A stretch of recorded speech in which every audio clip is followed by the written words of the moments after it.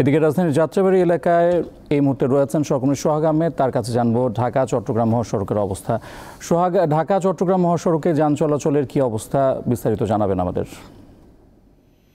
ইফতেখার, গতকাল থেকে কিন্তু যাত্রাবাড়িতে কিন্তু একটি রণক্ষেত্রের পরিস্থিতি হয়েছে।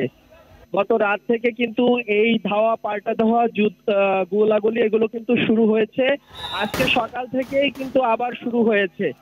অর্থাৎ আন্দোলনকারীরা যে আন্দোলন করছে, এখানে কিন্তু এখন আর ছাত্রদেরকে আমরা দেখতে পাইনি। যারা আন্দোলন করছে তারা ম্যাক্সিমাম দেখছি আমরা শ্রমিক এবং মাদ্রাসার কিছু ছাত্রদের কিন্তু আমরা দেখেছি। তারা কাজলা থেকে মাতুয়াল মেডিকেল পর্যন্ত দুই পাশের সড়কে বিভিন্ন জায়গায় তারা কিন্তু আগুন ধরিয়ে তারা কোঠা বিরোধী আন্দোলন, সরকার বিরোধী আন্দোলন স্লোগান দিচ্ছে।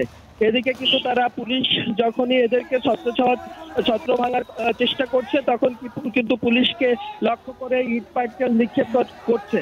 এখন এই মুহূর্তে বলা যায় যে আসলে একটি যুদ্ধের ময়দান। এবং সবচেয়ে ভয়ের কথা হচ্ছে যে এখানে তারা সাংবাদিক যদি দেখে তাহলে তাদের উপরে আক্রমণটা কিন্তু বেশি করছে। আমরা গতকাল থেকে কিন্তু দেখেছি যে এখানে আহত হয়েছে, একজন নিহত হয়েছে এবং 10 জনের মতো কিন্তু আহত হয়েছে। এবং সবচেয়ে বড় বিষয় হচ্ছে যে তারা গতকাল রাতে যাত্রাবাড়ি থানার উপর কিন্তু হামলা করেছিল এবং এই ঘটনায় র্যাব 10-এর দুটো গাড়ি এবং পুলিশের একটি গাড়ি কিন্তু ভাঙচুর করে। আমরা ওয়ারি ডিভিশনের ইকবাল হোসেন, উপ পুলিশ কমিশনার, তার সঙ্গে কিন্তু কালকে কথা বলেছি। তিনি আমাদেরকে জানিয়েছেন যে আসলে কোনো শিক্ষার্থী কিন্তু এই ধরনের আন্দোলন, এই সহিংসতা আন্দোলন কিন্তু করতে পারে না। অর্থাৎ এখন যারা আন্দোলন করছে তারা কোনো শিক্ষার্থী নয়, তাদের মূল টার্গেট হচ্ছে পুলিশ, সাংবাদিক, থানা এবং সরকারের যে সমস্ত উন্নয়নমূলক কাজগুলো আছে সেগুলোর উপর কিন্তু তারা আঘাত হানছে।